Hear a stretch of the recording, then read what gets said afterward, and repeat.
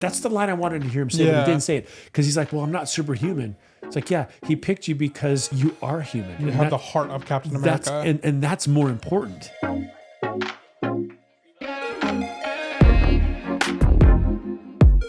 No jersey. No jersey, but jersey. doesn't mean we can't talk sports. Who's 31? Ed O'Bannon, come on. Oh, right. You said that. All right. Welcome to episode 31 of the Comic Room Pod. I'm your host, Spro. And with me, as always, Mr. Longbox. Very happy to be here again for a 31st week. Big, fun episode. We got Captain America, Brave New World. We do. Yeah, we're going to talk about that. And then I did something fun today. So yeah, and I didn't get to go. No, sadly. And then we'll talk about that after. Yeah. Yeah, show and tell news as usual. Not much news this week. But one big thing that I actually forgot to talk about last week that Rohan messaged me about. And he was like, yo, did you hear about this? I was like, oh my gosh, I totally forgot to mention that. So we'll talk about that. Okay.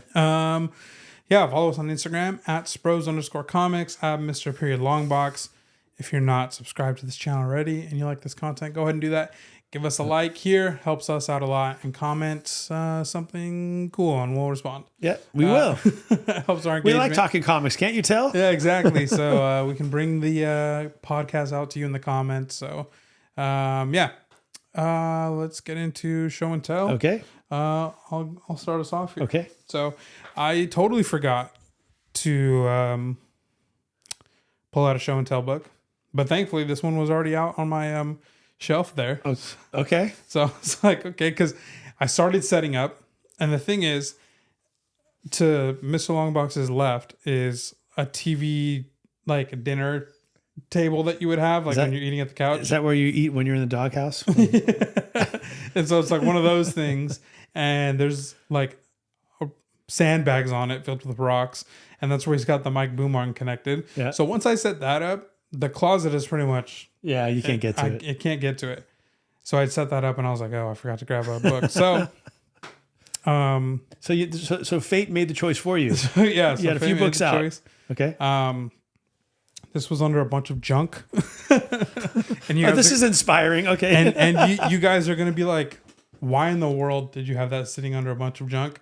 I'm sorry. I'm like, you can see all of that as Pokemon stuff.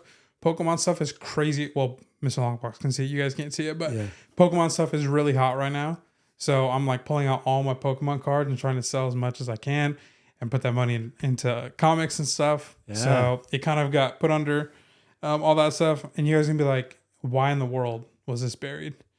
And this is Journey into Mystery, issue 88. Off-white to white pages, CGC 5/5. Does have a date stamp on the back. Honestly, it looks uncleaned because there's some dirt on the back. But this is the second appearance of Loki, the first appearance of the Bifrost, and the first appearance of Odin. Yep. Which CGC only notes second appearance of Loki. Yeah. I don't know why Odin's not mentioned, if that's the case. Yep. And I think Key Collector does note that. Yep. But it's such an underrated book and a beautiful cover. Gosh. Yeah. And that's like the confusing thing is Bifrost covers. People collect those. I do. Yeah. I'm one of them. Yeah. And so this is just not mentioned. Yeah. It's you weird. would think CGC would mention it, but yeah, I got this for a stellar deal. I was in a claim sale on IG, and this guy had this book, and he listed the price. Most of the time, if I'm interested in a book, I'll just kind of like, the way I think about it is, if somebody lists a book, and if I really, really want it, I'll claim it outright. Yeah. But if I don't want it, then I'll kind of wait and see and let quote unquote fate decide for me. And if somebody else claims it, then it's like, okay, cool. Like I'm not, like if I was like, if I was mad that I missed it, then I knew, okay, they actually want that book. Yeah. But if I'm not, well, I'm not that I actually get mad, but you know, yeah. Well, sad. Sometimes when someone claims a book that you're kind of thinking about, it's kind of a relief. Yeah. Because you're like, okay, I really didn't have the money to spend on that one, and I guess I didn't want it badly enough. Right. So with this book, this wasn't like I want it badly enough type thing. So I let it sit. I let it sit on the shelf, and I let it sit until the seller said, "Okay, we're gonna clear off this wall. So go ahead and make your last offers." So I think I offered maybe 75 lower than they asked, and with immediacy, is that a word? Immediacy. Mm-hmm. They said yes, and I was like, "Oh, all right." Wow, they were feeling it. They're just like, "I don't want to put this back in the box."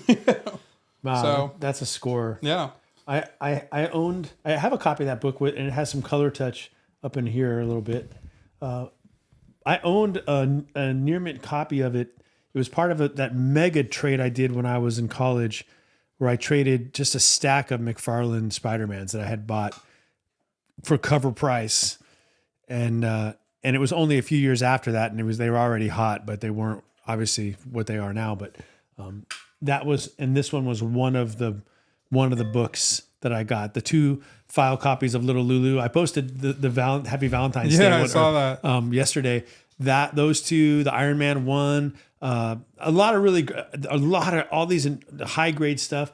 But this one right here was always my favorite. And I brought it to a convention in '98, and at the very end, on the third day, I hadn't really sold a lot. On the third day, all the other sellers came around, and they started making offers on because I was like a private collector. And of all the things I sold, the one I wish most that I could have kept, it was this one here because of everything you just said, right? It's just so clean. Yeah. That's a gorgeous copy. I'm surprised it didn't grade higher than 5.5. Yeah, it's got this is something that will immediately put it in the 5s, is if you have like one of the corners with a cross color break, and this has one right here. But otherwise it's beautiful, and with the color, like, because it's like a light gray and then white, you can't notice it, or like you have to look closely. Oh right, yeah, because I didn't see it. It runs. Yeah. No, it's such a pretty book. Oh wait, am I thinking of another book? Oh, I might have confused it with another book. Maybe would it be worth cracking it, cleaning it, sending it back? I don't know. It's 5.5 is a nice grade for that book, man. If you want to sell it, maybe, but there's no point in going through all the trouble if you're just going to keep it. No, and I just sent 2 books off to CGC.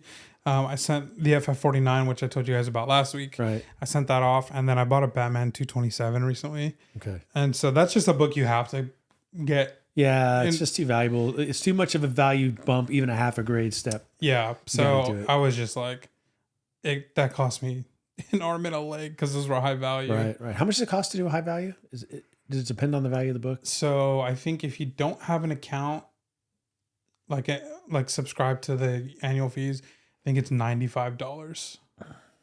But I think it came down to like 70-ish. Okay. And not cheap. It's over 800, right? Over 400.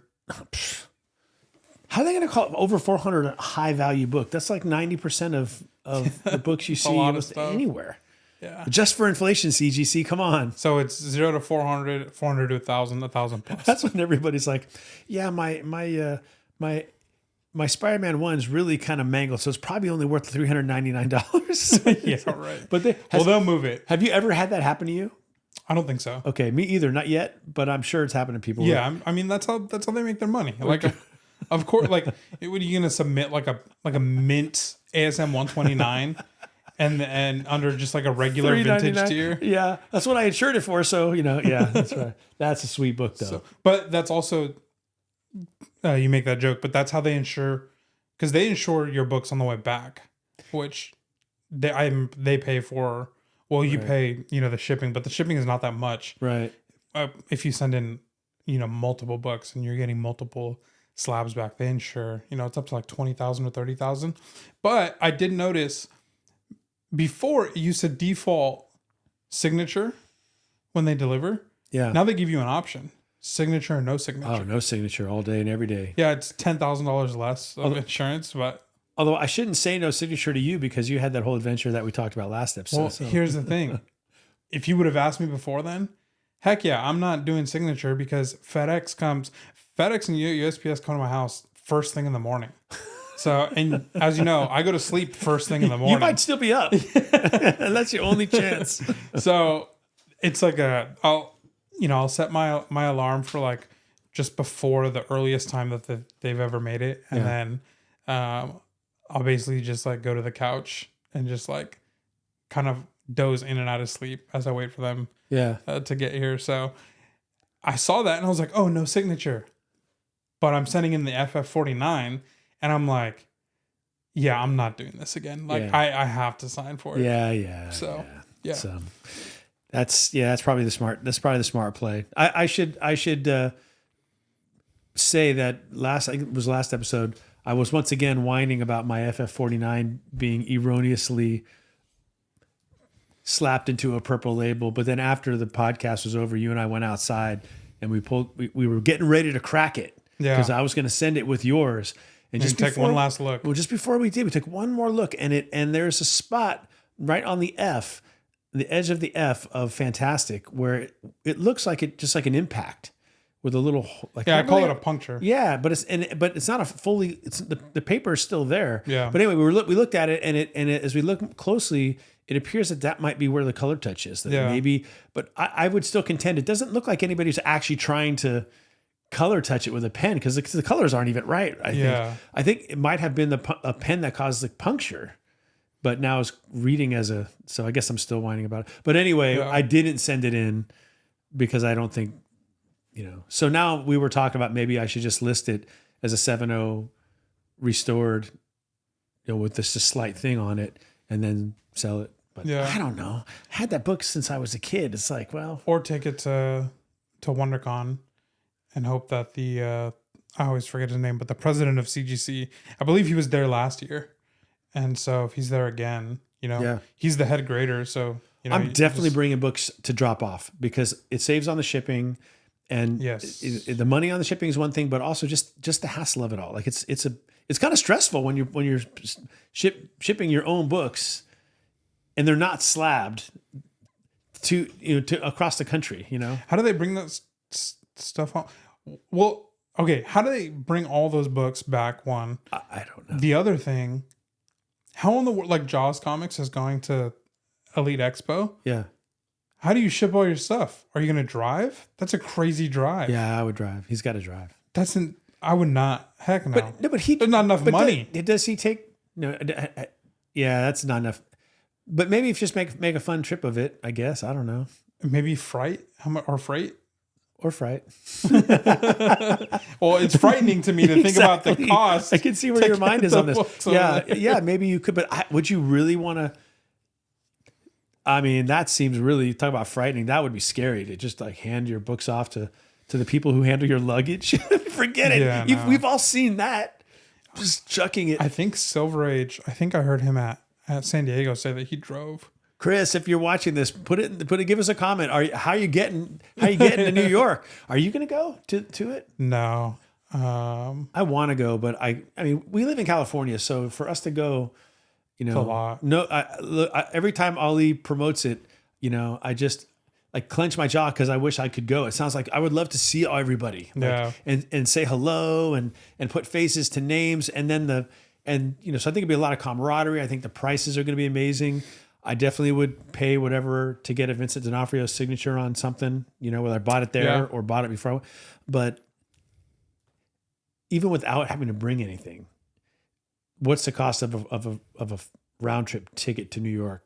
And then how much does it cost to stay anywhere in New York? Yeah. That's tough. Yeah. I do have miles to spare on True Blue that I've had them for like 15 years. I've never used them, but that still doesn't really work. Yeah. We'll probably end up in New York soon enough because we've gone once a year for the last 3 years unintentionally, or like unintentionally making it like an annual trip. And we've been talking about wanting to go back, but I just don't think the early March is doable right now. Yeah, you and Dara you're cosmopolitan travelers. You're city, not just travelers, but you like the city. The things that big cities can offer, the unique foods and the really niche coffee shops, and you always like to find Shopping. the cool comic shops, and I like it too. But you guys love it. All right, I'll show you mine next. This one is one that I I actually debated as to whether I wanted this in my collection, but I have. It's one of the darker sides of Marvel of DC Comics. I would say that there was this odd period in Wonder Woman after in the late 60s when they went with the new look Wonder Woman, and I have a lot of the key issues in that run because I think it's historic that they were trying to make Wonder Woman, Diana Prince, like this more modern. She was reflecting the women's liberation movement of the late 60s. So I love culture and comics. But something happened. Something happened on the way to the enlightened approach to Diana Prince. Somewhere, not surprisingly, toward the end of this run, they're like 7 or 8 out of maybe 11 covers are like serious creepy bondage covers for Wonder Woman. Yeah. And then all of a sudden they just abruptly pulled the plug on the whole thing and they went back to the more wholesome Wonder Woman running around red, white, and blue. Mm-hmm. Probably the marquee one of all of them is this one right here. Oh, yeah. This is Wonder Woman 199. I just sold that one. Yeah. Probably same condition raw. Do you feel lighter now and less? This is one is in a 7.5 in off-white to white pages. I do love the cover. I have to admit, I love the brown and yellow look. I think it's cool. And it is a striking cover. Like it is very dramatic. And again, one of about 5 or 6 what we would call bondage covers that suddenly just started appearing with some pretty alarming regularity in Wonder Woman. It's like a throwback to the golden age of Wonder Woman when that was all kind of a big part of it. If you look up the history of the creator of Wonder Woman, there's a movie coming out about him. The dude was, he was nefarious, man. He had like a couple wives at the same time. Wow. Yeah. Living Utah. So the bondage stuff in Golden Age Wonder Woman is not accidental. It's kind of creepy actually. Yeah. But that came up on a claim sale, and the price was just surprisingly good, and I made an offer and accepted it, and I'm glad I have it because it is an historic run for the Wonder Woman. It lasted maybe about 25 issues, and then they gave her powers back. But toward the end, it was weird. It just was such a departure because if you look at this and you compare it, I should have brought the other one. If you compare it to the Wonder Woman where they say forget the old Wonder Woman, this is the new Wonder Woman, and she's strutting out in like a pantsuit and looking like Mary Tyler Moore or something, and like this is where they wound up in the end. Yeah. It's like, wow, they really objectified her again by the end, Well, honestly, I feel like that's not even the worst one in the run. Because I did a trade and cash deal with Mon Comics for Tales to Astonish 11, which is an old Monster Marvel cover. And he traded me this one, and I think 197. Yeah. And it's kind of like, I thought the other one was worse than this one. Is that the one where it says like the beauty hater and she's tied up on a bed and a woman's coming in with a knife? Or there's another one where it's not Wonder Woman, but her friend's tied up with their hands behind her back. And then there's another one where it's like 2 people tied up. Like, what were they doing? This was Denny O'Neil doing the writing too. Let's see. But how much did you sell it for on your claim sale? Do you remember? I don't remember off the top of my head. No, it was 196. This one is worse. I'll throw a picture up. Okay, can I see it? Yeah. I think this one's worse than 199. Oh yeah, that's another. I forgot about that one. That's rotten, man. Yeah. So I don't really like that cover much. I don't like the colors. I just don't like the look of it. But this one, the shading of it, the way that you have the henchman looking the other way with his head cover, it reminds me of the pre-code horror books. It feels like the 1960s revisit of that. This one does, and so I think this one's cool. It is a sharp cover. I showed it to Deb, and she's like, "Ew," that's gross. It is bondage, but I feel like it's like somewhat tame. Yeah, especially compared to the one that I just showed you, where it's look, it's a lot more tame than the 1950s stuff. Yeah, the Sodi stuff. Yeah, for sure. But no this isn't one I would like, I wouldn't say give it to my young kids and say, here's a book to read. And I really have no idea if the cover reflects what's inside. I never really have read it, but as covers go, you don't really see a lot of comic books with brown covers. Yeah, brown is great. It's very striking. Like when you think about FF50, it's a great cover, and you think about how cool Surfer looks on it. But what makes it really pop is the brown background that he's on. That's what the coolest part of it. Look, I have no West Coast MLB allegiances, but I actually like the Padres brown. Yeah. The Dodger fans rip it apart. I think it looks sick. No, it's cool. This is it, brown and yellow. They are Padres colors. Yeah, I thought when they went to the navy blue, I thought it was pretty boring. Yeah, they need to stick with the And they switched back go in back, recent years. So.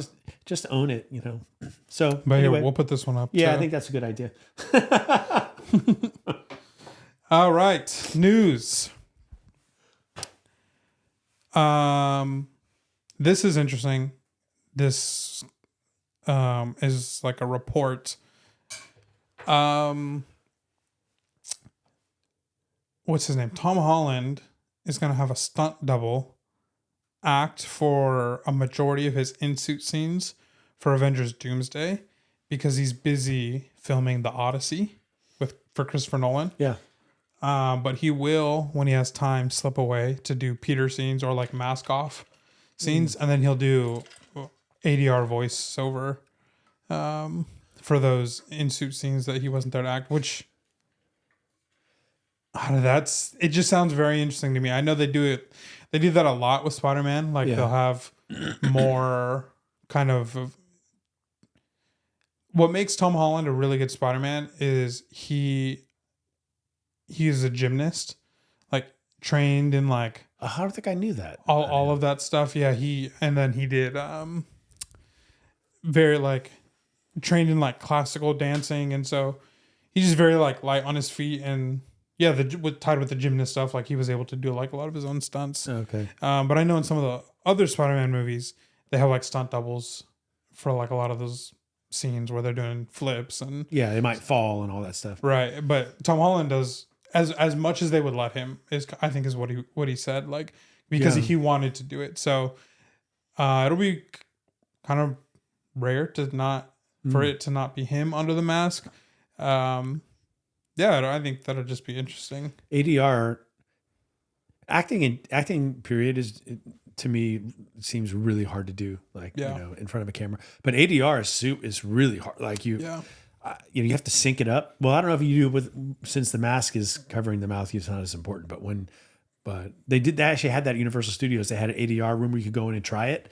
And so I tried it with that scene from The Matrix where Morpheus is saying, it explains the red pill and the blue pill and all that. And so you get to watch it once and then you have to go try to do it. I botched it. I was so off. And I didn't even want to stick around and watch it, but I had to just like embrace the humiliation. Nice. It was so, you have Lawrence Fishburne's like this.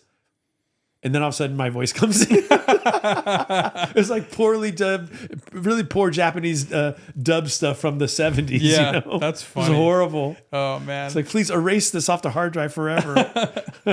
Oh, man, that's funny. So, but Tom Holland is he's in another league, man. Yeah. So he'll be all right. And the Odyssey, I mean, that'll be fun. Yeah, that's going to be fun. Everybody's in that movie. Robert Pattinson's in it. I saw that. Zendaya is in it. Like, I mean, everybody's in that movie. Like every modern A-list actors.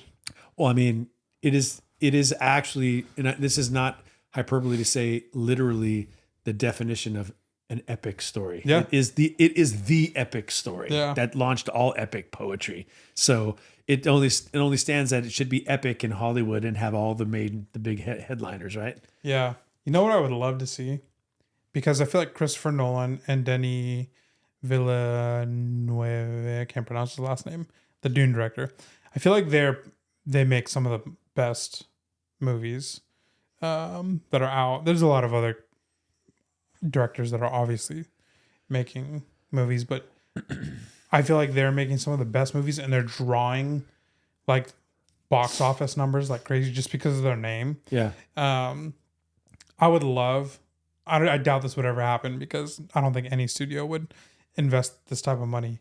But it's like 2026, Christopher Nolan's The Odyssey. 2027, Denis Villeneuve's The Odyssey. Same actors, totally different visions, and just let them execute with the same actors and see what happens. Ooh, interesting. They write their own scripts. Yeah. They pick their own places to film. I think it'd be really cool to see something like that. Yeah, that would be fun. Because we always pick like who's your favorite Batman, or who's your favorite Spider-Man, or who's your favorite this, and it's like you can say this and you can say that like all day long, but two different creative minds behind. Hey, let's just have a cage match. Let's go. Exactly. I'm here for it. Put it in a cage match. I think that'd be cool. We can actually settle one of the GOAT debates. Like, you can't settle the sports ones ever, but you could settle that one. You could say, here, you get the same script. Let's see. Yeah. That would be so cool. That would actually be cool. Yeah. I mean, it's never been done. I'll fund it. Okay. Nolan, I'll give you $5. Denis, I'll give you $5 as well. Do with that what you will. Yeah, there you go. I'll get you a latte from the first day of principal shooting. All right. Last piece of news. There's also, before I get to the last piece of news, there's a bunch of X-Men rumors, castings, and stuff. But I feel like when I see them, I feel like they're all kind of baseless and just people throwing names around, or accounts throwing names around rather. So not mentioning any of those.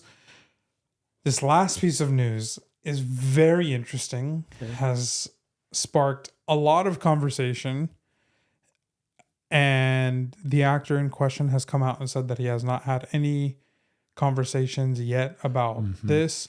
But there was rumors going around that Marvel actually wants to bring Jonathon Majors back as King of the Conqueror. Let's go. And please. You have a lot of people saying that. You have a lot of people saying no, keep him away. I think he, at the very least, let him finish the storyline. Yes. What? I mean, I'm not even going to get into all the stuff, right, because we've talked about that before and what our thoughts are on it, but just from an entertainment point of view, like, MCU lost something when they lost him. Yeah. And they lost a lot, because he, not only had they invested a lot in this character, he was playing more than one character. Like, he was playing Kang in various roles, and he was so good that you actually forgot, or I should say you believed that they didn't know each other, or that they could be, and he was like, he carried every scene he was in, and I think as a moviegoer, I'd love to see him come back. Look, man, just look, it is what it is, but do we really want to live in a society where there's just no like, it's, I'm not a big fan of cancel culture myself, and I'm going to get political, but I just do believe that people, how it regards, I know there's a lot of people who feel different ways about this, but just in a broad sense, forgiveness and giving somebody another opportunity. Like we talked about, Robert Downey Jr. got plenty of those. Yeah. And now he's so beloved, right? Yeah. But when he was going through his struggles, we had a much more, I think, forgiving culture than we do less now. Less digital also. Yeah. And everything, everybody kind of wants to kind of slam dunk these pronouncements on people, and then that's the end of it. And I'm not making light of what he was found guilty of and all that stuff, but still, he's going to pay his debt to society. But I wouldn't. And if you guys don't want to see him, don't see him. But I will. I will go and see him in it myself. So I'm sorry if that offends somebody. No, I mean, I agree. I think he's an incredible actor. I mean, Loki was such a good show. Tom Hiddleston, I mean, gotta be a top 5 performance in all of the MCU. And Jonathon Majors was just like a side character in that, and did just as well. Yeah. Like, and you thought you're watching Tom Hiddleston, and you're like, wow, like, he's putting on a clinic right now on like acting, and especially like acting in a superhero movie. And you're like, kind of looking at all the characters around him, and you're just like, man, they're not even on the same level. Like, even iconic as like Owen Wilson, and just like, man, like, Tom Hiddleston just killing it. And then here comes Jonathon Majors, and you're just like, what a blessing, honestly. Yeah, that he's not shrinking at all. that we get this caliber of acting from two actors in a show. Like not even like Tom Hiddleston, like a trained stage actor from Britain, and a lot of those trained stage actors, especially from like the West End and other places in England, like those are some of the best actors in the world, and Tom Hiddleston is one of them. Yeah. And he let it shine. And then Jonathon Majors, who's also I think he went to NYU, and did some Broadway stuff as well, and he just like dang, he's keeping up with Hiddleston. Yeah, they elevated each other even. Yeah, it was so good. That the last scene of the last episode of the first season of Loki is just, I mean, it's peak MCU. Yeah, like some of the best stuff. So yeah, I agree. Like the whole situation, there's a lot to, you can say this, you can say that, you can, point to certain things, you can defend certain things, you can accuse other things. Like, I think at the end of the day, there was a lot that he wasn't found guilty on, that he was accused of, that I think society still does hold over him. Mm-hmm. But there was some that he was found guilty of that wasn't unanimous. Yep. And it needed to be unanimous. And there was times where it needed to only be one person to name him guilty. Wow. And that was the case. And so, like you said, like I think he community service was the worst of what he had to do. And so, yeah, like you said, paid his debt back to society. You hope that some of those things kind of get worked out in his life and move past, and it doesn't mean that he should lose his job. Yeah. As long as he's working back for it and not doubling down on the things that he was accused of. It's not like he's a, premeditated murder, right. I'm not making light of it, but it was, it was, I don't want to say crime of passion, because it wasn't even that. It was just in the heat of the moment kind of thing that's debated as to what exactly went down. And I mean, we all make mistakes, Yeah. And I mean, you can watch all the security footage. They made it public, and you can watch it. And I know, I guess we are going to talk about it because it just didn't look to me like he looked like he did everything he possibly could to avoid what he got accused of. Like he was running away. Yeah. But it is what it is, I guess. But yeah. So either way, I think it's unlucky that we as consumers get the storyline taken away, and Marvel just completely pivoted away. Marvel waited to the day of the announcement of what would happen to him to make a final decision. That's fair. At least they waited for the verdict if he had not been, And I guess we should give Marvel, be too quick to pin laurels on Marvel. They wanted to not lose him because of all the investment they'd made as well. Yeah. So that's kind of like we can talk about this a little bit when we talk about the movie. Is like, how many loose ends are there with Kang, and how are they going to wrap them up? I'm just going to hope we forget. I really don't know. Yeah, I mean, I feel like across the board, people were like, "Oh yeah, Ant-Man and the Quantumania, Ant-Man and the Wasp and Quantumania, or whatever it's called." Yeah, I feel like everybody was kind of like, "Yeah, it wasn't that good," but Jonathon Majors carried the parts of that movie that were good. It pretty much wasn't good unless he was on screen. Yeah, when he reveals that what his intentions truly are, and that it's so good. Yeah, and then obviously all the stuff from Loki, and then all the post-credit scenes of all the Kang variants, and the Kang Ramata and the Scarlet Centurion and all this stuff. And so Marvel really was banking on it, and then this situation happened, and now they have all these promises essentially that they can't follow through on. And so I think that's what kind of puts the viewer in a little bit of a weird situation when it comes to RDJ's Doctor Doom and what in the world's going to happen with Avengers Doomsday and Secret Wars, because this was all supposed to be a Kang story. And now it's like we're getting RDJ forced back, which we all want to see RDJ, but we don't want it to be we don't want to be bought back with RDJ. Yeah, he's already been the centerpiece of a whole story arc. Right. As Tony Stark, it's weird for him to be the centerpiece of another one. Yeah. As a different character. It's we'll go with it, but it's, it was the second option to what Marvel really had planned to do.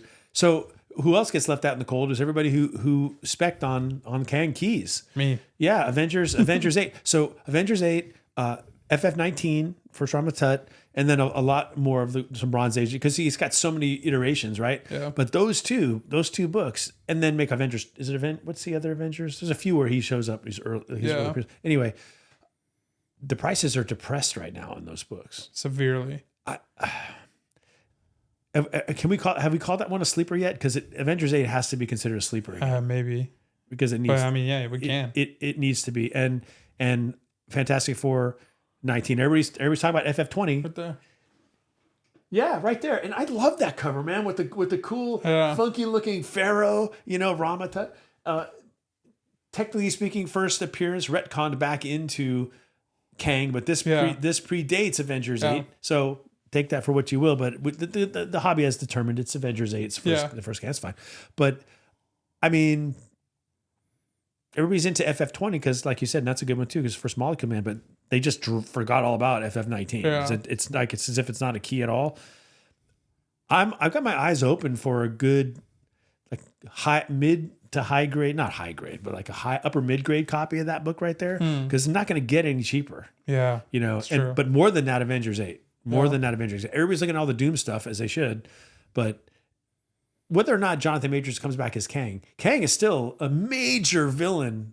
Kang in the Marvel is the comic Avengers book. villain. Yeah. Yeah. So, he's not as big in the comic books as Doom, but I would put him on the same level as Galactus, at least that much. Yeah, I mean, even if not even more potentially, because he is to the Avengers what Doom is to FF. Yeah. Doom has become such a fan favorite. And like, I love Doom, and I'm not saying that like he's bad or anything, but he's such a fan favorite that they've made him like the Marvel villain. Yeah. Like the Joker. Like the Joker he's Batman's villain. Yeah. But he's such a fan favorite that's like, yeah, like we'll just write stories with him and put him in other stuff because we know people will buy it because the Joker's attached to it. Same with Doom, like the One World Under Doom, like that series that's coming. I haven't read it yet, but that's like, they can make him that powerful to be the villain of everybody. But when you have like Green Goblin, ASM, Magneto, X-Men, like the Avengers team, Kang. Like that's what it is. Yeah, that would actually be a really fun episode to do, like just the arch villains and and then maybe second tier villains that maybe are slept on a little bit. That'd be kind of a fun episode. Yeah, that would be. Do that. I just feel like Kang is it shouldn't be. I feel the same way about Avengers as I have felt about FF52 recently. The same thing. It's like what are we doing? Like at what point are we going to say, well, we blew it. Like, why didn't we? Like, we have no right to complain when it goes back up. That, I should have. It's like when the lockdown hit in 2020, 2021, especially 2020. I remember saying to my wife, well, whatever excuses we ever made for not doing the thing that we said we were going to do, but we just couldn't find the time. Gonna write a book, I'm gonna redo the garage, or I'm gonna paint this room, or we're gonna put, we're gonna redo our kitchen, or whatever it is. Whatever you didn't do after the pandemic, the lockdown was over, throw all that stuff away because you're never gonna do it. Yeah, like that was we literally were sitting around with nothing to do at all for days. And oddly, a lot of things I in my own life that I thought, these are like save it for a rainy day projects. Yeah. I had rainy day after rainy day after rainy day. I didn't even touch them. So I feel like that's the way it is about Kang. It's like if you're thinking, if you're in on Kang and you like and you believe in this superhero or this super villain, and you haven't and you were kicking yourself when it took off during the Jonathon Majors cycle. And you were saying, man, I wish, blah, blah, blah, blah, blah. But you're not in on it now. I don't want to hear from you anymore. Yeah. Like, no. I'm really saying that to myself. Yeah. I'm not really saying it to you guys. I'm saying it to me. That's a book that needs to be in your collection. Yeah. If you want a key, there aren't that many signature villains out there for key superhero groups. Well, he's one of them, and it's down, man. It's down. This is the time. It's not going to get cheaper. I bought a 5.0 Off-White copy for $9.50, and that was like $300 under the last sale at the time, and I thought, wow, what a deal! Like top 5 or top 10 Avengers book, marquee villain, incredible actor on the MCU. Like this book is gonna boom. Now that book, to guess how much it's worth In a 5.5? 5.0. A 5.0. And how much did you say you paid for I it? paid $9.50 for it. Yeah, it'd be like 600. Oh, I wish $3.50. Oh my gosh. Yeah. Oh my gosh. So I'm looking for like a 7.0, 7.5 white pager recently. So am I. Yeah. So Kang, don't know what'll happen. I mean, honestly, even if they just brought him back for a movie, give him a send off, tie up the loose ends. Yeah. What I don't want to see, I will be really upset if they did this, is if they brought him back and they just had Doom like squash him in a minute. Like just totally like annihilate him in a second. Here's the thing. What makes Doom such a great character is everything that makes Kang a great character. Like Doom, the most compelling Doom stories, honestly, are the ones that John Byrne wrote in his run from like 232 to the late like 290s, where suddenly Doom is time traveling and there's all this cool stuff going on, right? But that's Kang's territory. Yeah, and that's the overlap between these two characters. They don't share screen time, they never have. But the truth is, in the comic books, at least, there's a lot of overlap between these characters, and maybe people have speculated, are they the same person? That's been talked about. So I don't think it would make sense. Related, yeah, right. For Doom to just be snap him out. Kang is too big for that. He's like. What was he called in Loki? He who remains. Yeah.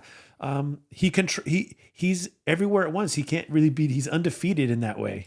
You've read the Kang, little mini run, right? Yeah, I think I love that. Yeah, that Doom was in that, and there was definitely the whole like, are they relate? Like exactly. So they're at least in the comic books, Doom and Kang are intertwined in ways that are really complex and make for great storytelling. So the best runs. And there's even implications that like Kang, for people who discovered time travel before him, Kang has like allowed that, like has like given them the resources to discover time travel. I just love it. Yeah, it's so good. It's so good. So it's sci-fi.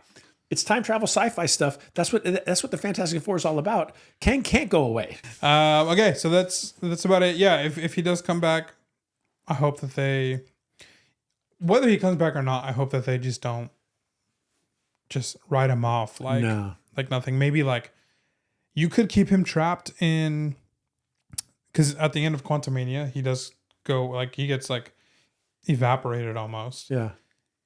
And so you can just keep him there and let Doom enter the scene for a time until you want to unlock him. Wouldn't that be cool if they did have the two intertwined at some point? That would be insane. It would be insane. So is that the one that Rohan was mentioning to you? Yeah. Yeah. Rohan from Back in the Game comics. Yeah.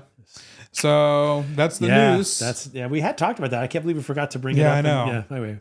Because I was really excited. I would love to see him back. I'm of the camp that's like, yep. Bring him back. He did his due diligence for a year or two, whatever it's been. So it's funny because I told you before we started recording, I've gotten a real itchy trigger finger when it comes to buying comics lately. I mean, this. I mean, I've already shown 2 major grails off my list this year, and when something lands in my on deck circle as a comic book target, it's not taking very long for me to take swings at it. And I know my metaphors are getting all wonky with that, but nonetheless, Avengers 8 is on my short list, and things on my short list are getting snatched up right by me right now. I'm not sure what's going on with me. I probably... That was like when I was thinking about getting a new car, and then I was like researching stuff. And Dara know, like I'm very much the same way. Like when I start thinking about something, it's only a matter of time before it happens. So then I looked at her, and I was just, because I could like see the look on her face of like, it's gonna happen whether, like no matter what I think it's gonna happen, like type thing.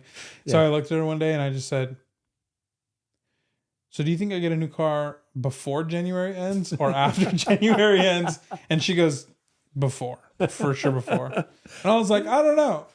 It was before. It was before. Yeah, nice. It's a great car, and maybe this is a segue because you're going to be putting it to use pretty soon. Here. Yeah, For the reason you bought it. Yeah, we'll segue to that after the. Okay, because we have first, yes, right. So, people care about this more than the story. Park that. We'll get to that. We got to talk about. We got to talk about what probably the thumbnail's about, which I'm guessing will be Captain America, Capitan Americano, Capitan. Yeah. So we did not see it together.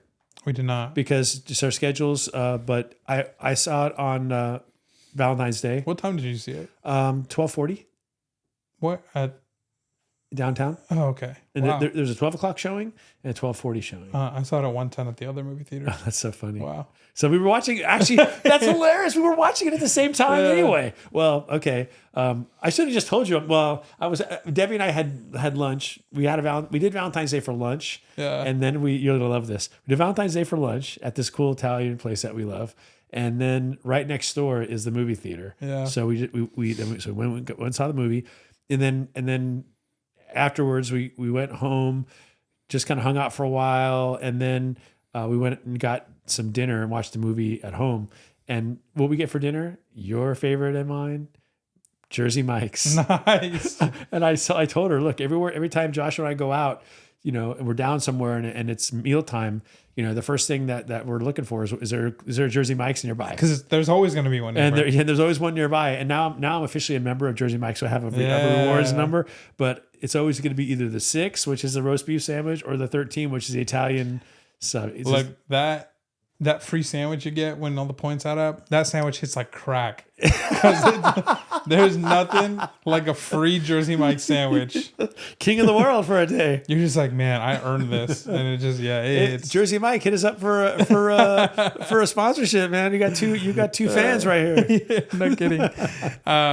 So funny because we thought you weren't going to watch it on Valentine's Day. Yeah, but your wife was down. Yeah, she was down. You know what I told her on and this would be a great segue into this. I told her on Valentine's Day morning. I said, Deb, would it bother you too much if I took you to a movie after lunch, even if I could pretty much guarantee that you won't like the movie? What did she say? She's like, what's the movie? And I said, this is Captain America was 4, right? Yeah. Captain America 4. She's like, yeah, okay. It's nice. They're entertaining, because she doesn't know anything about it. She's watched some of the movies, but she doesn't follow the track storyline. So I was filling her in a little bit about some of the stuff. So hold on. But I didn't have high expectations for it going in. I'm going to make her panic real quick because I'm going to call her. Could you call Deb? Yeah. You're going to put her on speaker? This is too good. calling his wife right now. She's going to be like, why is Joshua calling? Is something wrong with Bob?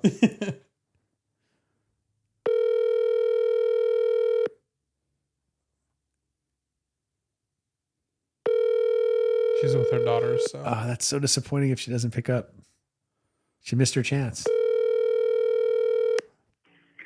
Hello, you've reached. All right. Unlucky. Too bad. I was gonna get her opinion first. Yeah. Well, keep the phone. She might see it and call back. Yeah. If I know her. I'll keep my phone. She might. All right. So I just wanted her to say good or bad. Yeah. That would be great. Was it a good use of your Valentine's afternoon or a bad use? That's what I wanted to ask her. Yeah, I don't know. I'll let her answer that one. Yeah, I'm not going to answer that for her. She's a good sport though. Which is always great. Yeah. So we didn't go in depth. We just briefly asked each other, did you like it? Did you like it? Yeah. And we had different answers. Yeah. So why don't you go ahead and I didn't crack really it open? I didn't really like it. I won't say I hated it because there were parts of it that I thought were really fun, but I had a lot of problems with the pace of it. I thought the writing, was really pedestrian and clunky, and there were times when I don't normally talk during a movie like where I just leaned over to Deb and I said they're just, the characters were talking, I'm like, they're just, all they're doing, this dialogue is so terrible. They're telling us what we're seeing. They're just, and so there were those moments like that, where I just, I thought I didn't get a real sense of the villain in it much, I would have liked to known more about him. He was just kind of underwhelming, but I thought the concept of the villain was cool. Like, okay, was he supposed to be leader or something? Yeah. So I figured, okay, I just have the vision of the comic book leader, what he looks like. But so let me pull up this picture since you brought that up. What is it called? Concept art. So the leader was actually supposed to look very different. And then they changed it at some point. yeah, I don't think he looked. I don't think his physical presence was. So I'll throw this up. What do you think of that? Do you like that better than I like what was that in the better. movie? Yeah, I like that better. Wow. I like that better. But I still would have liked to be a little bit more exaggerated. But then I don't want to get into like MODOK territory. Yeah, sure. which was really kind of comical. But so all right. So what didn't I like about it was I thought there were parts of it that just seemed so telegraphed. Like the conversation between Sam Wilson and Bucky. I don't really understand the point of that exactly. I think I know what they were trying to. I think I know what they were trying to do is get a little bit more heart into this story, so it's not just fight scenes and kind of look. We got to make sure that the other super soldier guy gets out of jail. Just things that you already know is going to happen. Like, of course you're going to get him out. So that kind of have the who's am I good enough to be Captain America? And I just didn't buy it. And then he turned around and did the same thing to Joaquin, the new Falcon. But there was an attempt, though, at least to get a human side of the story in it. But I don't think it really worked very well. I didn't like the portrayal of Joaquin as a Falcon. I thought it was a cliche stereotype of a millennial, like Really? Not all millennials have to be soy boy, high voice, smart mouths with the phone, making fun of old people who don't know how to use their phones. That's not, millennials are so much more than that. Yeah. You know what I mean? And I thought that they did that as a kind of a cheap joke, I'm like, you know what, you could do better. Like, then don't have to go for the low hanging fruit on that, to the point where they made him just so annoying that I was glad when he fell into the water. Spoiler alert, I'm like, you know what? Shut him up and talking about. I just didn't like that character. I liked him at the end when he was flat on his back and humbled. But the truth, anyway. So there's that. But that's an arc, right? Yeah, that's an arc. It is an arc. You're right. But I just thought I didn't like where the arc started. I guess I don't know. But I thought it was a cliche too much. I loved as in with all caps, loved how they handled Red Hulk. I thought that was awesome. Everything about that was spot on. I thought the effects were great. I thought the fights were insane and amazing. I loved watching him morph, how they did that. But my favorite part of the Red Hulk was that the powers that he used, because I haven't really seen them used. The big clap, like that's old school Hulk stuff. That's stuff from like early 60s FFs, like the FF12, or the huge leap where it's essentially like he's flying. Yeah. I was talking to Dare about it earlier, and she said that she thinks they might have done that in an earlier iteration of Hulk movies back in the Eric Bana movies. Oh, did they do that? Because I haven't seen it like that though, where he's like literally catching up to Falcon in the air on the strength of his leap. But that is how FF. I think it's FF20, it's 26 or it's 12. I think it's 12. That's how the Hulk moves. Like, so I loved it. I thought that was great. I love that that we didn't get the expected where, eventually he gets calmed down by the cherry blossoms, petals, but not initially. Yeah. Or when he mentions his daughter, not initially. That's another thing. I would have liked a little more. It wasn't quite enough for me to really, they don't think they sold me on the moment at the end there with Liv Tyler's character. But I did like the attempt. Like, I believed Harrison Ford that he wanted to change. I thought that was also good. Well, did you watch, or when was the last time you saw the 2008 Hulk movie? 2008. Yeah. So I probably watched that movie sometime in the last year and a half. So if you watch that movie in a lot of ways, this is a sequel to that movie. Is that okay? So like the Liv Tyler stuff, like a lot of that stuff might hit home a little bit more. If I was, Yeah, this is the Ed Norton Hulk. yeah, okay. So that'll definitely hit home because that's attention in the movie. It's a different actor too, which is tough. There's a couple lines where they address it. Okay. But there's definitely like it's tough because when it's a different actor, a lot of the history of the old actor just goes away. No, because different actor for the president. Red Hulk, yeah. Yeah, okay. Because I'm blanking on his name, but he passed away. Oh, okay. He was in Civil War, Age of Ultron. He had the mustache. Okay, I have to look up a picture. Yeah, I'm blanking on his name. So right now, okay, that might explain some things to me there a little because I didn't bring that into this movie. Yeah, I was watching it without that memory. Yeah, and so the actor for the leader, he was in the 2008 Hulk movie, Okay. And I think it's actually the post-credit scene where there's like scratches on his head, or maybe it's just at the end of the movie, but like he's like in an explosion after the Abomination Hulk fight, and some of Hulk's blood gets into the cuts on his head, and then his head starts like growing, and then he starts to smile, and that's how that movie ends. So Okay. and like in a lot of ways, this is a sequel to that movie. I see. Yeah, I didn't get a real sense of leader. I didn't. I would have liked, he's kind of. He's drove the action, and yet at the same time felt inconsequential. Like by the end, he just sort of turned himself in, and it was weird, right? yeah. I think a lot of that was probably because of the rewrites, which is why he's like part of it, but not part of it. And like I think that's the clunkiness.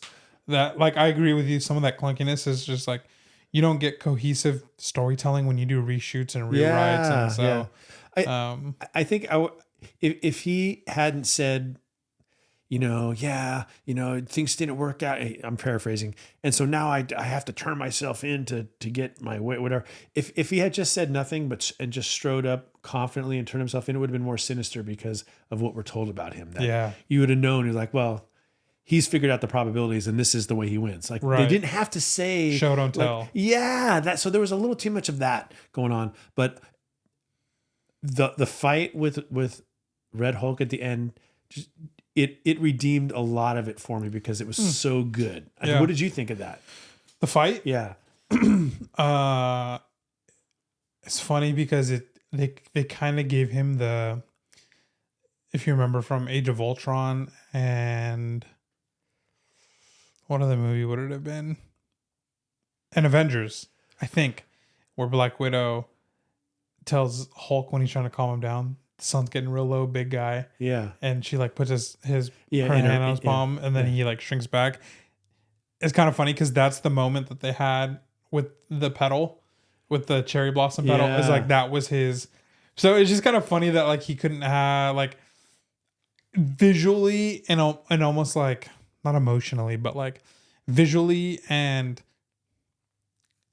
framing wise, like aesthetically with the palm in the hand, it just felt way too connected. And I don't know if that's a good or a bad thing that it reminds you of like sun's getting real low.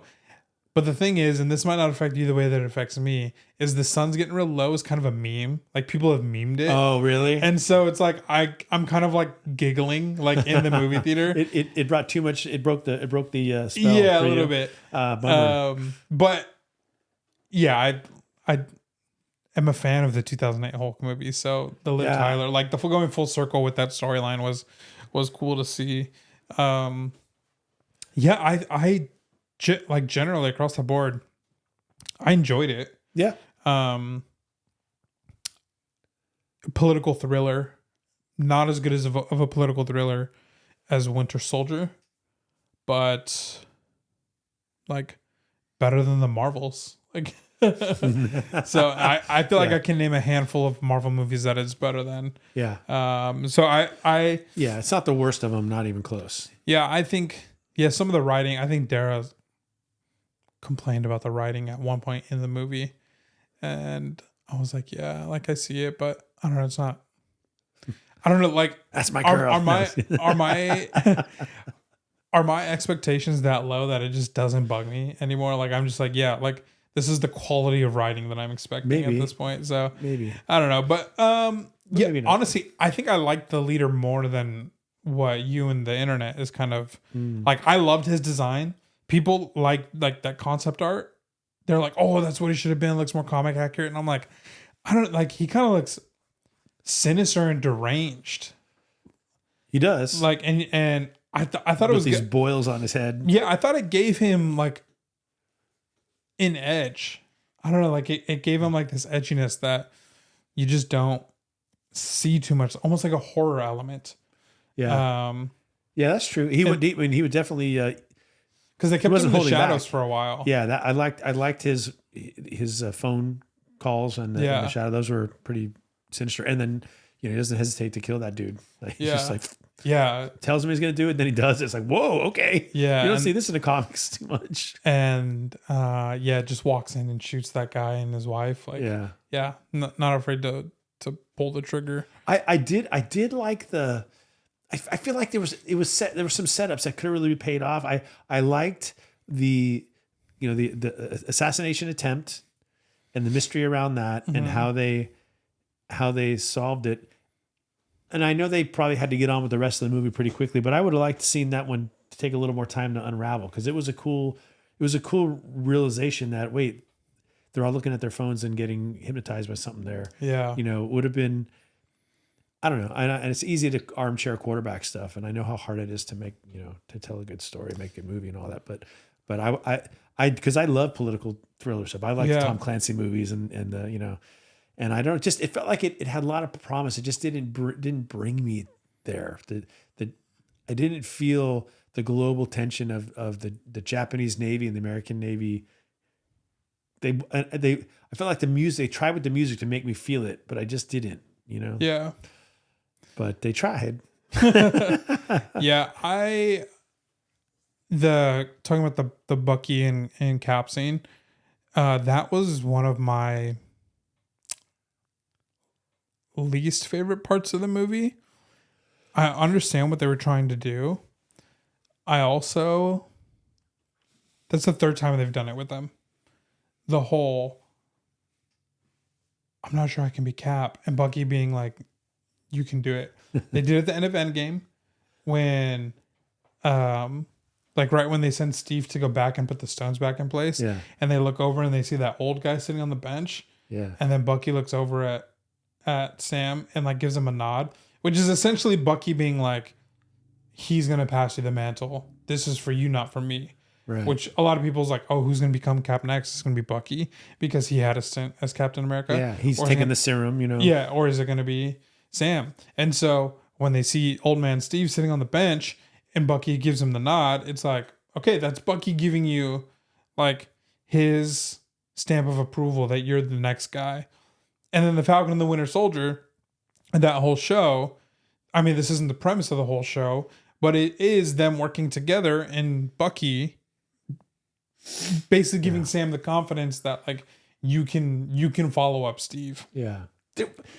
And so for them to just do it again, it was like, okay, he didn't need the affirmation that he can follow up on what Steve has laid down, but maybe he just needed a different type of encouragement. Like, he let his sidekick is in critical condition, which it was hard to believe that he was in critical condition. Like, yeah, I mean, I don't know. Like, I know that fall, obviously, I mean, if I take that fall, I'm dying, but they didn't spend enough time in the water or in the extraction or even in Sam. Like, Sam was like, I need to go check on him. And then, we got him. We're picking him up. Yeah, we're picking him up. He's like, okay, I'm gonna go back to battle. Like, that just doesn't bring a certain severity. Yeah. Or it neglects a certain level of severity. So when they were like, he's in critical condition, I was like, oh, really? Yeah. That was a bit of a contrivance. Yeah. Right there. I agree. And so, to see that for the third time of Bucky being like, no, you can do it. At this point, I'm like, why is this the third time we're seeing it? And if this is the third time we're seeing it, just make Bucky Cap. Like, or have Bucky do the Batman slap to Robin and tell him to man up. Yeah.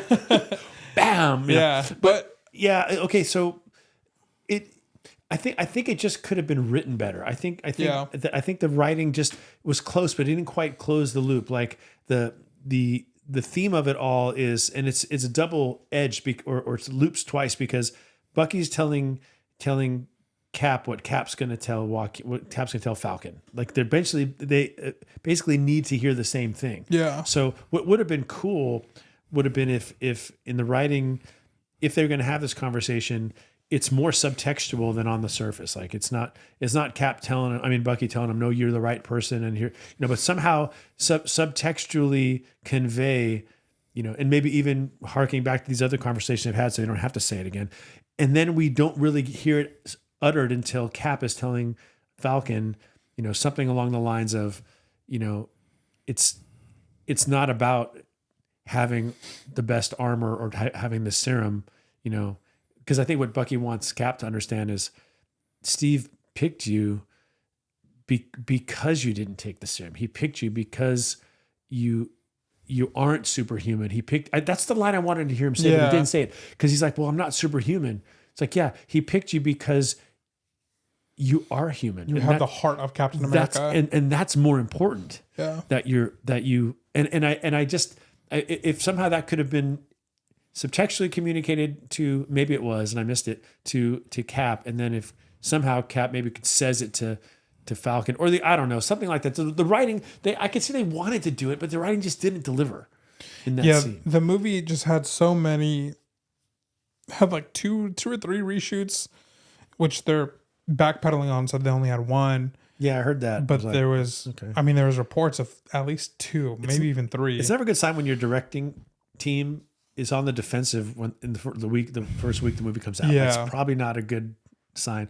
I'm not rooting for it to bomb. I don't know if it will bomb. I mean, it's entertaining. Yeah. I mean, and I looked at Rotten Tomatoes. Okay, so it was like in the mid 50s for critics, which I don't think is a disaster. Like people are saying, oh, it's mid 50s and how bad. That's pretty bad. That is it. Yeah. But or that was the critics, right? Yeah. And then but the fans were like 70% Rotten Tomatoes, 80%. I'm not. It was pretty high, like 77.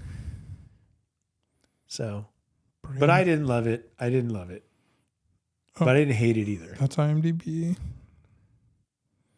But I wouldn't see it again, I don't think. I would. Okay, Rotten Tomatoes, 51% critic, 80% audience. Yeah, 80% is pretty high, isn't it? Yeah. So it's up there for sure. At what point, and this is funny because I led with I don't like it, but at what point though, does it become fair to say that the Marvel fan base is hypercritical? Well, what do you mean? I mean, just like no. The critics are 80%, and the critics are 50%. Okay, never mind then. Yeah. Then we don't have to say it. Okay, and the fans are 80%. But we already know the critics are hypercritical. That's their job. The movie is getting shredded online. Like people do not like it. I enjoyed it. I would watch it again. I'm not saying it's free from problems. Yeah, there's definitely some really bad CGI moments that you can tell. Like the post-credit scene is. You can tell, like, they were not in the same room together. They were both filming in front of a CGI screen. I didn't think there would be an end credit scene. I thought that was kind of like, this is the hard break, and now we're moving into a new. And Debbie's like, no, we should stick around just in case. Yeah, even the so I saw this tweet, and I don't know the user's name, and I didn't even like it. I'm so bad at liking stuff sometimes, but they essentially said, like the post-credit scene is the leader and basically saying like, yours isn't the only world, right? And so what are you going to do when this world collides with another world, right? Like implying like an incursion. I saw this one tweet that said, we're on year 5 of these Marvel movies saying, yours isn't the only world, right? Like, can we just get into the other worlds now? Like, Please. We're literally on year 5 of this. We know that there's not other worlds. Stop, or that there is other worlds. Stop telling us. Just show us the other worlds. Like, we get it. We like just enough. Just move into the other worlds. Like, did you ever watch The Man in the High Tower? It was a series. It was on. I think it was Amazon Prime. One of the early things they did. I might be wrong about that, but anyway, it's based on a. Stephen King. No, it's not Stephen King. I think it might be Philip K. Dick. I'm not sure, but it's a classic sci-fi story that they made into a it's alternate reality. There's a reason I'm bringing this up. But anyway, long story short, it's alternate reality, and in this alternate reality, the Nazis actually win World War II and the Japanese. Oh. And so the United States is split into 3 components. On the east of the Rockies, it's basically like Nazi Germany, and you see like the manifestations of it. It's really dark. On the west side, it's Japanese occupation, and it's a completely different culture. And then in the middle, you have this sort of like neutral zone where people, the rebels hang out or whatever. And they get into alternate universes. It feels almost out of nowhere toward the end. And I'm not going to give any spoilers, but it's a good example of what I would wish to see in the Marvel thing, where it's the opposite. In the Marvel thing, they just keep talking about it, but we don't get there. In The Man in the High Tower, they never talk about it, and then when they finally do reveal it, if they reveal it by it's happening. That's all I'm going to say. It's such a good series. You should When did it definitely come out? watch out. Came out like the 2010s, something like that. It's totally worth watching. Yeah, I think it's like 3 or 4 seasons. The Man in the High Tower. Check it out, guys. If you like sci-fi, you dig it. It's really good. It's one of my favorites. Yeah, I'll have to check that out. That sounds very interesting. So, yeah, I thought that was funny. I was like, how But many... you didn't like the tweet or whatever it is, the X post. I don't know what to call them anymore. Yeah, I didn't like that because I don't know. I mean, yeah. How many times are we going to hear that there's other worlds? So, I mean, we got someone in the Loki series, like we got to, but only in a 2-dimensional way, pretty much. Like, here's the timelines. I mean, Multiverse of Madness, like. But I want to. Let's go. Let's mix them up. Yeah, I mean, I know that these. It's interesting because obviously, like, Sam Wilson, Captain America, is not watching the Loki series. Obviously, he didn't watch Doctor Strange and Multiverse of Madness. Like, no. So he doesn't know probably right now that Wanda was looking for another universe and found another universe where her kids exist. But we do. And so the post-credit scenes are for us and the future of the MCU. Yeah, so it really is a crime to do it again. Right. It's like, we know. Like, we can, when the Avengers movie comes out, it's okay for us. Like, Sam has to learn things at his own pace and time. Right. We're not learning those things with him. We're catching up with him where he's at. So when Avengers Doomsday comes around, you can just have a scene or a moment where Sam is caught up with everything, and where it's not like reiterated to us or like completely regurgitated to us, where it's just like, oh, cool, Sam's getting caught up on what we already know is going on in the universe. Right. And that's fine. But to have a full post-credit scene where, there's other worlds out there, it's like, okay, dude, keep telling me, because that's all that this is for. Like, post-credit scenes it's more so than for the characters, it's for us. Yeah, you're right. Like, it's not for the characters. It's like a teaser. Right. And so just to hear that. It was kind of worthless. So when I saw that tweet, I just started dying because I was like, yeah, that's true. So I'd probably give it I don't know, maybe a 7. Okay. I'd probably give it like a 5.5. Yeah. Like that. Which is still a good looking copy. It's just not, yeah. 5.5. Maybe 7's a little high, but I don't know. I thought it was fun. I thought it was a great, like, I felt more than anything, I felt like it was its own thing, and it was very important for Sam to have his own movie and to feel. Now there were moments, like we said, like the Bucky and Cap scene, like that takes away from what I felt like the movie was accomplishing. Yeah. But yeah, I never once through the movie was like, give us Steve Rogers back. No, He very much felt like Captain America. Yeah. It wasn't hyper political, which was something I was worried about. Like, no, it wasn't. It could lean into, And it got political, but not political in our world. Just it was a political thriller you had. yeah, And they didn't get into any of that stuff. I love what the Falcon could do with, or Captain America could do with his wings. So yeah, I thought the effects of that were really cool. yeah. Oh, I liked Joaquin. I actually did, but maybe that's because I'm Hispanic, and so maybe there's a little bit of like Maybe some bias there, and I don't think I don't want to say this. I don't know. It was just cool seeing a Hispanic on screen. I feel like when it comes to diversity, just being honest, I feel like Hispanics are often not the ones that they bring to the table. Interesting. It's often a lot of other cultures, and it was just cool to see him. I thought I can see your complaints, but him being from Miami, it just makes a lot of sense that he's that way, because that's just like Miami Latinos, Hispanics. You kind of have like your Miami Hispanics and then like your like West Coast Hispanics, two very different different cultures of Hispanic. Miami in general is just such a louder, prouder culture, because it's a lot of like Cubans that and other Hispanic countries too, but and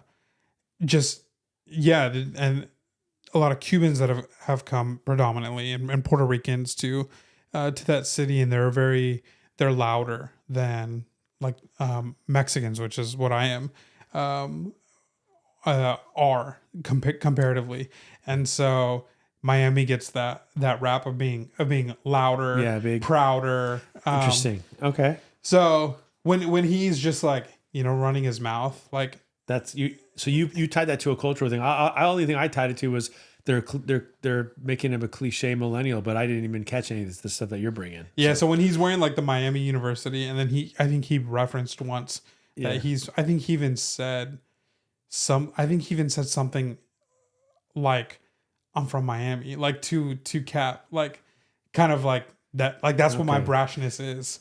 Okay, well that's good insight. I didn't even consider that stuff, but I was just thinking they were making fun of millennials again, and I'm frankly kind of tired. Sure, of it. and I mean that's like you're not watching the movie through the lens of like race, and I mean I'm not either. Like I'm not concerned with whether or not Captain America is black or white, right? Sam Wilson or Steve Rogers, like that's never not even occurred to me. It's not a concern for me, but specifically with Joaquin, I'm like, oh, he looks like me. Like him and I have similar hair, like thick, curly, and he and I had the same physique. It was amazing. Same. Him and I are built exactly the same. It's crazy. But yeah, so then when I see the Miami, I'm like, oh, different culture, different Hispanic culture than me, because I'm SoCal Hispanic raised, which is very different than your New York Hispanics and Latinos or your Miami. That's kind of like your three is like your New York, New Jersey Hispanic Latinos, your Miami, Florida Hispanic Latinos, and then your SoCal Hispanic Latinos. Obviously, we're elsewhere in the country, but that's kind of like your three main spots. And so, right on. Okay. Yeah. Well, stereotype, maybe, but I mean, stereotypes. Yeah, I'm not going to get into it. It's just stereotypes are they stereotypes, generalizations? Stereotypes definitely have a negative connotation. Generalizations sometimes don't. I mean, well, the thing is, like, if he's from Miami and he's meeting he's hitting these stereotypes for your East Coast, your lower East Coast Hispanics, they're like, oh, that's like, us. Yeah, that's us. Or like even if you're not like a loud and proud type of Floridian or Miami type, you're like, oh yeah, that's the type of person that I engage with all the time. That's real. That's true. That's good. Yeah. So from that perspective, you Probably did a really good job then. Yeah. So, and I don't know if the actor's from Miami or not, but yeah, overall, I liked it. I liked Joaquin and almost said Joaquin Phoenix. I don't even know what it's like. Torres. And you saw the trailers for the Fantastic Four probably in yours. And So actually, there was traffic going to the movie theater. Well, you didn't miss anything. You've seen the trailer already. So we actually missed like the first 2 minutes of the movie also. So, which I think is a bar scene we didn't see. Yep. And I think that's all we missed because I caught up when we got there when he was fighting the Serpent Society. Yeah. The the first. Yeah. What was there something? Yeah, that's right. They were in a bar. That's right. I think that's It wasn't. You didn't miss anything. yeah Important. And I think because I watched some breakdowns and I think there was like some political stuff that they did with the president, Thunderbolt Ross. I think there was some like maybe flashbacks or something, or like press basically catching up that like he's the president now. They like laid some of that down. That's right. Yeah, it actually begins with him getting ready to give a speech. His after he's won the election, his address to the country, and kind of starting out his character arc. Like, do I believe is he telling the truth? Is he really changed, or is this all a facade? But he really did change. Like, I did believe that. I actually found him to be a sympathetic character. I felt bad for him because he wanted so badly to show his daughter that he was different. Yeah. And leader keeps frustrating his ability to do that, and then meanwhile the gamma rays are building up, or the gamma not rays, but the gamma in his blood, and he just looks so frustrated and defeated. Yeah. And he just can't, Anyway, I guess I've said enough about it. But I definitely felt bad for. And Harrison Ford did a good job of portraying that. He was very sympathetic character, which I didn't think was. I thought all along I wasn't really sure if I was going to find out that he truly was the bad guy. I was. I guess. I mean, I knew Leader was, but I just wondered about him too. Yeah. So anyway, okay. Last thing about this one, I wanted a little more from Giancarlo. What's his? Giancarlo Esposito. Yeah, Esposito. I don't think they took enough advantage of him. He's all reshoots. Interesting. He was complete. He was a recast actually. Okay. So all his scenes were already filmed with a totally different actor. So. Okay. Well, I guess I shouldn't complain then. Yeah. They got him in. So honestly, because he was good. Yeah, he was good. And one thing I'll say, I didn't know that his scenes were reshoots. Like in the movie, you couldn't tell. They looked great. Yeah. So the fact that his were some reshoots. Yeah. And that he was a recast, and that it looked as clean as it did, pretty good, I would say. Yeah. I agree with you. There definitely should have been more. It felt shortened. It felt like, wait, he's been neutralized already? Like, I don't think so. Like, he's too strong for that. They are essentially mashing two movies together, kind of, in a sense. Wow. Which is better than the Fantastic, which is notoriously, literally, two movies being put together, because there's times where Invisigirl in that movie looks completely different than she did in other parts. In some parts of the movie, she's blonde. In some parts of the movie, she has a wig. And then I think there's even a couple scenes where she's almost a brunette. So it's like that movie is just a mess. But I think I hear our wives have come back. Yeah, I hear the food. So yeah, you didn't like it. 5-5. Yeah, didn't kind hate of some things you like, some things didn't. I liked it more than I didn't like it. I'll say that. Good. So there's more things I liked than what I didn't like. I gave it a 7. So that's our review. Not allowed to say reaction.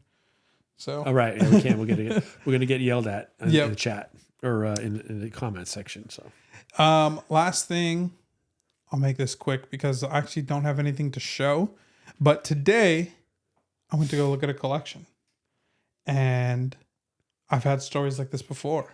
We've had stories like this before. Some defeats. Some renting vans, driving 200 plus miles, and coming back with nothing. Yeah, a couple times. And while I did go look at a collection today, and while I have nothing, hopefully early next week I will have something. went and looked at this collection. Probably 80 to 100 long boxes worth, thousands and thousands of comics. I ended up negotiating him out of like, maybe like a fourth of the collection, just because it's kind of modern chaff. Like there was some stuff, like some cool modern stuff, but not. Yeah. It's like I can just go buy the cool modern stuff he had on eBay. Yeah. For cheaper type thing. But I guess his cousin had come across this lady whose husband had passed, and she wanted to sell this collection. And so she sold this collection to him. I'm not sure he had the full... Well, either way, this guy and his cousin went in on this collection together. And so they're not sellers, but it's like some really awesome books. And he pretty much had like confessed to me. Like, because at some point I was like, have you set up at a convention? Like, Yeah. these are good books. Like, if you're buying a collection, like, that's almost what you would want to do, right? Is like take it, like, you don't just buy collections to sell it as a collection. Like, Right. you kind of want to piece it out. So I asked him, I was like, you ever go to like shows and stuff? And he's like, no, it's a lot of work. And I was like, so you're min-maxing. That's what I told him. Minimum effort, maximum profits. Yeah, is what I said. He laughed and he said, yeah. And I was like, fair. Like, fair enough. Like, that's the kind of person you want to get in touch with. yeah. So like, obviously, we'll see if everything goes through. We came to a verbal agreement on a price and what books I'd be getting for that price. I'll show you guys. Hopefully, if I do get the book, then next week I'll bring some of the stuff. A really nice first Iron Fist 14. First, what's the name? Sabretooth. I wanted to say Sable, but I was like, it's not. It's better than that. A really nice Daredevil 168. A really nice ASM 194. Like, probably the Iron Fist 14 is probably like in the 8s, maybe a 7.5. Yep. The Daredevil, the first Elektra and first Black Cat, I think that those are probably in the 9s. So there's a lot of like Silver Age. Yeah, a lot of Bronze Age. A lot of Bronze Age. There is a lower mid-grade Iron Man 1. It's just so many books, dude. It was so you don't books. even know all of it yet. He doesn't even know all of it yet. I couldn't go because I had too much to do. But I get this text because I was wondering if when you were going to go, and then I finally get this text from you, and it just says this collection is insane. Yeah.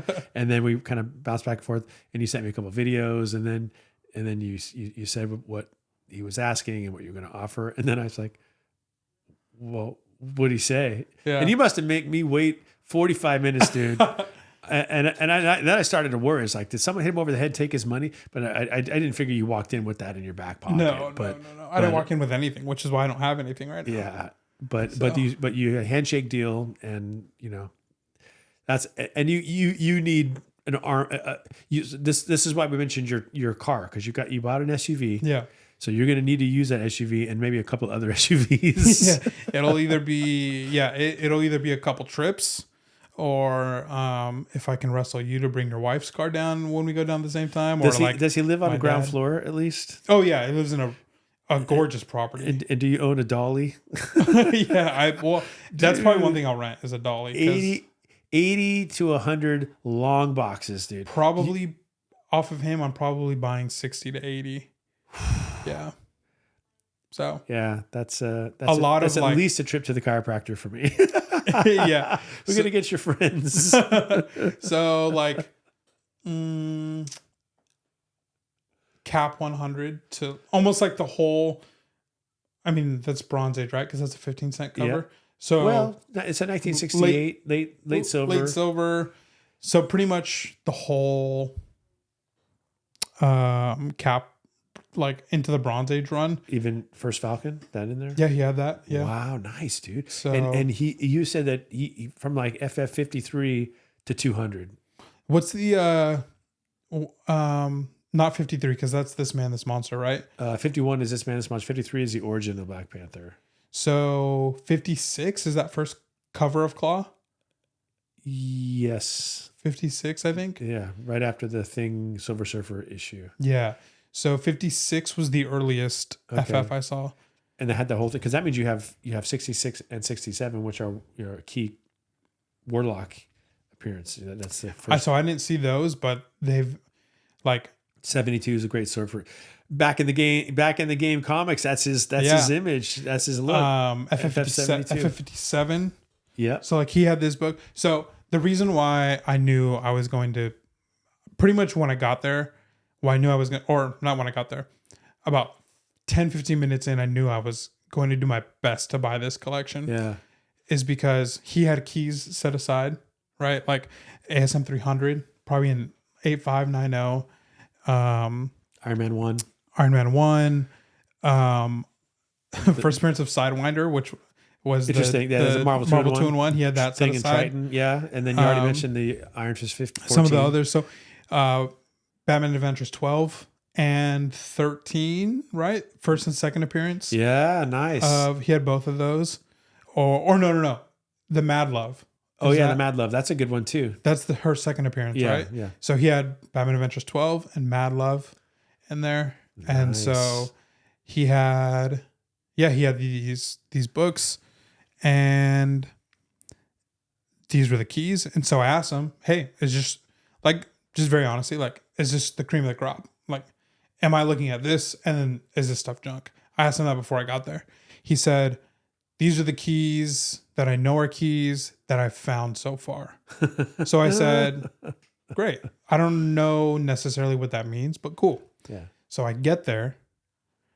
I look at the keys first, and I'm like, I'm not telling him this, but in my mind, I'm like, oh, I got to get some of these graded, right? Like, because this Daredevil 168, you might even be scratching at me.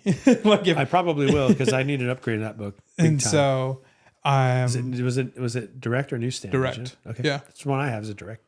So I'm seeing that stuff, and then I'm done looking at the keys that he had pulled aside, and he's like, yeah, so like here's all this stuff. He said, don't be shy, look through stuff, go through it. And he just sat in the room with me while I like looked through it all. And as I'm looking in the non-key boxes, right, I'm seeing McFarlane Hulks. He had Hulk 340 set aside. Hulk 340 in the non-keys box. So this is a crazy collection. Well, no, he had 340 set aside. He did have 340 set aside. But there's other McFarlane Hulks that are awesome. Oh, yeah. Like the one where he's breaking the Hulk. It's not worth as much as 340. Punching Spider-Man or whatever that is. Yeah. No, Spider-Man's punching him. That's a Spider-Man one. Oh, that's a Spider-Man. Okay. But I'm sure, honestly, that is probably in there. Yeah. Because there was, like I said, he had 300. And I think that's McFarlane's last art on ASM. So you might have First Agatha Harkness could be in there, FF94. That book is in. He had it set aside. Sweet. That's going to be so much fun. But yeah, and then some other books that I found that weren't were FF Annual 6. So there's keys. First Herbie. I don't know the number. 209. 209. That was in there. Yeah, that's the first thing I said to you when you said you had the whole thing. I said, get that first Kirby. It's hot right now. Yeah. So yeah, some first Terraxa Tamer. That's also going to be like 215. That'll be in there. Yeah. So a lot of great books. And so when I saw that there were still keys, not with the key box, that's pretty much when I was like, okay, I'm going to do my best to buy this at what I think is fair. I think it's FF 201 or 202 or 203 or no, I think it's 206. Sorry. First Nova Core. Low key that people don't really think about, but there it is. Yeah, literally, I saw FF56, and then I saw like it was like long boxes, and then so I'm looking, and I'm like, okay, and then I got to like I saw the blue, what is it, 115? Yeah, the blue Doom cover where he's running with the thing. Oh, 112. 112, yeah, and then not 112. Sorry, not 112. 112 is when they're fighting. 116. 116. Yeah. And then I'm like, oh, cool. Oh, here's some annuals. Oh, did they have 112? 6. Was it in there too? I don't know. Because that's a key. Yeah. And then I'm looking and I'm like, oh, here's the first Herbie or going through. Okay, go to the next box, and I'm looking and I'm just kind of like, I'm moving like 7-10 books at a time. I'm just kind of like looking, because of this one, I'm like, oh, I'm looking at a run. Yeah. And so then I'm like, oh, I'm in the 300s of FF now. And so I like peeled back a little bit and I like recognize some covers and I'm like, okay, this might be a complete run. Either way, I'm seeing keys. So it could be the first Nova that you, and the which is like 240, whatever the one that you got for me in New York and brought it back. Oh, Jean Grey? Yeah. Not Jean Grey. Oh, Frankie Ray. Yeah, Frankie Ray. Frankie Ray, yes. And then there's that cool one, that classic Doom, Galactus cover with everybody's fighting Galactus. And yeah. That's great, man. That's good. There's a lot of really good books in that run that are going to pop because they're all related to Franklin Richards and his powers and all that stuff. And that first Nicholas Scratch, I think, is 185. Yeah. Yeah. That's first Salem 7 is in there. There's a lot of great books in there. Yeah, ASM. I mean, I told you guys first Black Cat. When I sent you the video, you mentioned 121 and 122. Yeah, you had 121, which is a great. Yeah. And then 300. So like, hey man, it could be some cool Conans in there. Maybe Conan 23, first Red Sonja. He had Conans in his PC. Yeah. So. Yeah, he knows what's up. But yeah, so that's going to be fun next week. We're going to have things to talk about. Either we'll have nothing to talk about, or we'll have everything. Maybe to a sad talk story. It will be an amazing. Like, how will you limit it to one thing with your show and tell? Yeah, exactly. Not possible. Yeah. So, yeah, that's about it. Okay. Our family's here. Chick-fil-A is here. I'm starving. Yeah. So, me too. yeah. Thanks so much, everybody, for watching. Yeah. Appreciate you. Like and subscribe if you enjoyed this episode. Yeah. Thanks to all our listeners on the audio platforms. Yes, thanks, Appreciate guys. you guys as well. Have a good week, and we'll see you guys next week. Wait, let us know your thoughts on Captain America in the comments below. We want to hear your thoughts. Give us a number between 1 and 10. Yeah, it's like a CGC grade. A CGC grade, yeah. Anyways, thanks so much for watching, and we'll see you guys next week. Bye. Peace.